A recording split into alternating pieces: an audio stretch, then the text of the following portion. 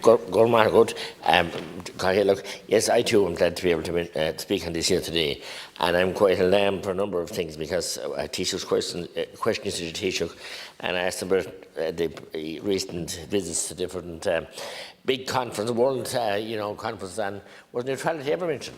And in fact, he ignored me, but then when I asked him the second time, he said no, neutrality was never mentioned. So our neutrality is being undermined on a daily basis and being just sidelined, and with warships coming into Cork port. We've had two of them recently, English and Canadian. And also, I'm also rather intrigued and concerned. Farmers are harvesting now, and the weather is great, thankfully, and they have a fine, promising crop, but almost 1,000 tonnes of corn was imported from Russia in recent weeks, from Russia, and with sanctions against them. So what kind of games are you playing with the people?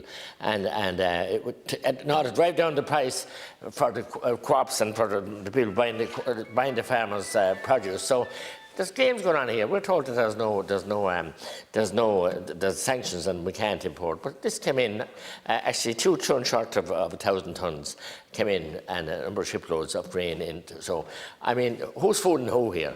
There's awful suffering going on in Ukraine. We know that, and it's an awful, horrendous, horrific war. Don't let me be accused of anything unfair there. But we're ignoring plights and war and persecution in many parts of the world. I spoke here last week about what's going on in Africa and other areas, and we're obsessed. The Taoiseach is definitely obsessed with going out with his European masters and looking after other places rather than our home turf.